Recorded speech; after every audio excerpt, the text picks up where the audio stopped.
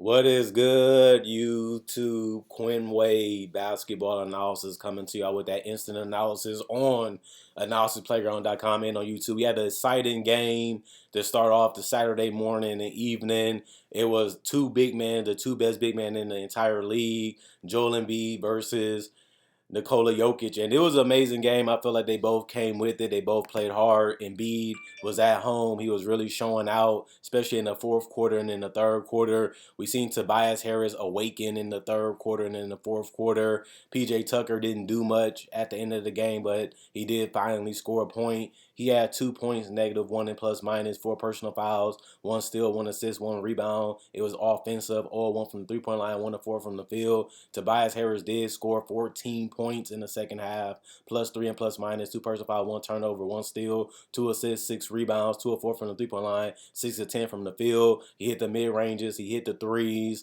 and he was going to the basket too. Just really was confident, and I love what I seen out of him. Joel Embiid, 47 huge points, was pouring it on, really was feeling it everywhere on the court. It was nothing this man couldn't do, and he was even getting to the free throw line. He was 7 of 10 from the free throw line, plus 14 and plus minus, two personal foul. He did have six turnovers. A lot of them was sloppy and careless, but he still held it together to have a dominant performance. Two blocks, three steals, five assists, 18 total rebounds.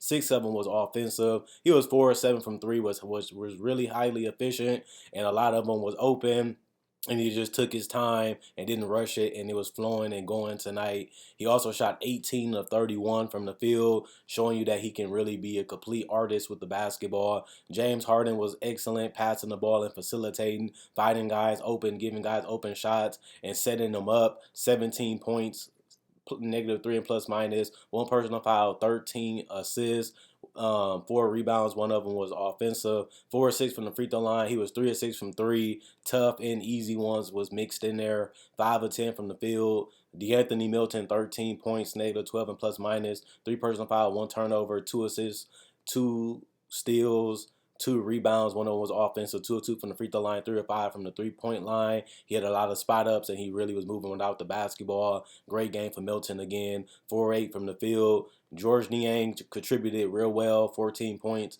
plus 12 and plus minus, one turnover, one rebound. 4 of 7 from three, which totaled to be 5 of 9 from the field. He had some floaters in there, but the 3 point shot really helped him come back, and he was really a big part of that.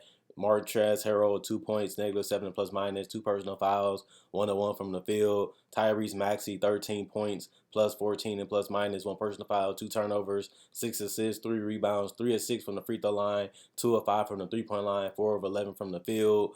He did a great job of scoring the basketball and getting to the paint, but also hitting threes and getting to the free throw line. And he also did a good job using his penetration to set guys up.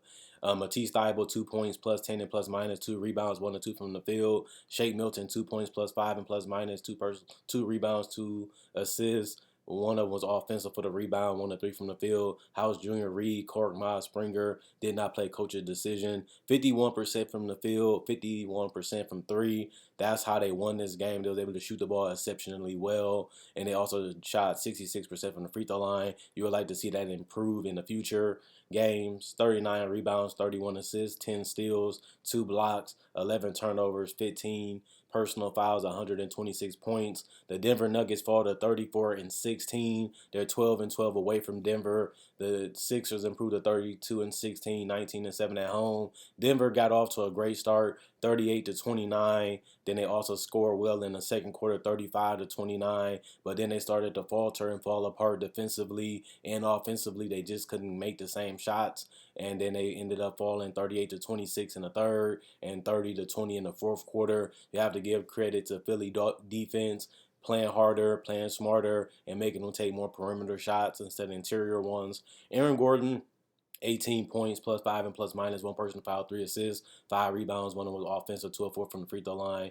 all one from the three-point line, 8 of 10 from the field. Michael Porter Jr., 20 points, plus 8 and plus minus, 2 personal fouls, 6 rebounds, 1 of 1 from the free throw line, 5 of 9 from the three-point line, 7 of 11 from the field. He did a great job spacing the floor, hitting threes, whether they was open or semi-contested, and he did a great job of rebounding the ball. Nikola Jokic, 24 points, -1 and plus minus, 2 personal fouls, but he did have huge amount of turnovers, 7. That's just way too many, and it really helped the transition of the Sixers. He also contributed 2 blocks, 9 assists, 8 rebounds. One of them was offensive, 6 of 6 from the free throw line. He was 2 of 2 from the three-point line, wide open, 8 of 12 from the field. He was able to get some post touches and was able to dominate, even hit some mid-rangers. Jamal Murray, 22 points, -14 and plus minus, 3 personal foul, 4 turnovers, 1 steal, 6 assists, 4 rebounds. One of them was offensive, 6 of 7 from the free throw line, 2 of 7 from 3, 7 of 16 from the field. Did a great job of handling the ball, facilitating and scoring from the three-point line, but also putting in some floaters and some mid-ranges. Caldwell Pope, 8 points, plus 5 and plus minus, 2 personal fouls, 3 steals, 4 assists, 5 rebounds. One of them was offensive, 2 of 4 from the three-point line, 3 of 8 from the field. And Green, 4 points, -12 and plus minus, 1 personal foul, 1 turnover, 1 assist, 1 rebound, all 1 from the three-point line, 2 of 3 from the field. Zeke Naji, 5 points, -6 and plus minus, 1 block, 1 steal, 2 rebounds. One of them was offensive, 1 of 1 from the three-point line, 2 of 3 from the field. Bruce Brown, 7 points, -9 and plus minus, 2 personal foul, 2 turnovers, 1 block, 3 assists, 4 rebounds. One of them was offensive, 1 of 3 from the three-point line, 3 of 8 from the field. And Bones Highland, 11 points, -11 and plus minus, 1 personal foul, 2 blocks, 1 steal, 2 assists, 1 rebound, 2 of 2 from the free throw line, 1 of 6 from the three-point line, and 4 of 10 from the field. He tried to score in isolation, couldn't really make the spot up threes, even though they was wide open, and he didn't really do a great job of scoring. He didn't do a terrible job either. He was just decent. Ken Carr, Jordan, Smith, Reed, and Braun all did not play coach's decision. They shot 54% as a team and 41% from 3. They just couldn't get enough stops defensively to win this game, as the Sixers did a great job executing and coming at them in the second half. And 85% from the free throw line, 36 rebounds, 28 assists, 6 steals, 6 blocks, 14 turnovers, 14 personal fouls. And that was it. Just a great game from both teams. Really played well. Got to give credit to the Sixers. They could have gave up. They could have quit. They kept scrapping. They kept fighting. They kept trusting in Embiid, trusting that Harden would make the right decisions. They played their game. They stuck to their rules, didn't twist it or bend it, and they did a great job of being who they were all season, especially when they're healthy. And guys just started finding their way, finding their groove, and next thing you know, they found their way to win this game. The Nuggets looked like they was going to win this game throughout. They was able to execute. They was able to get good shots. They was able to get good opportunities, and then it just kind of clogged up. They became a little stagnant, became a little predictable, and then they started living by the jumper. They just didn't fall as well as they did in the first half, and next thing you know, they just couldn't defend the way they needed to defend to stop the bleeding, and next thing you know, Philly was able to take that into a win. So I like what I seen out of Philly. They continue to be coached well. They continue to persevere. They continue to trust in each other and play hard together. Joel Embiid has really been a superstar.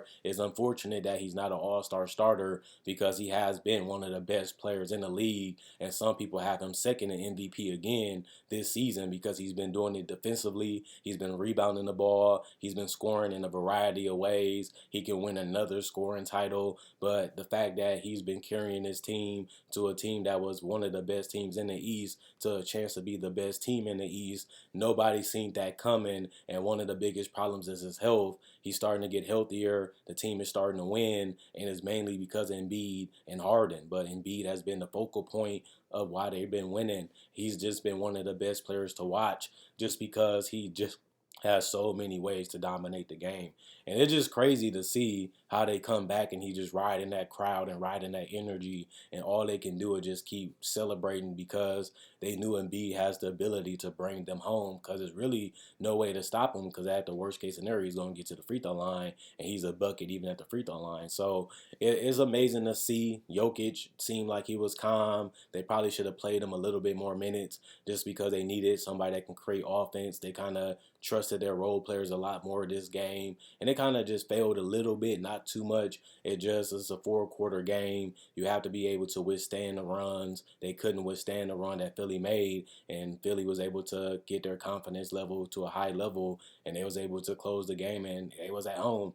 So that only helped them build their confidence, and it really helped give them the energy that was needed to close this game out. It wasn't easy, it was tough, it was difficult, but you have to give them credit for staying together and getting it done. And I love what I have seen out of Philly. This team is a contender. I've been saying that for the last 2 months, because if they can execute and they can shoot and they have a guy that can get them a bucket and another guy that can do it from the perimeter and make it easier on Joel Embiid, it's a tough team to guard and defend. And if they're making their threes and they have the inside presence of Embiid and the takeover ability of Harden and Tobias, then it's nothing you can really do because the three-point shooter is going to be open. And then you have Maxey that can handle the ball and create by getting to the paint, and he also can shoot a little bit now too.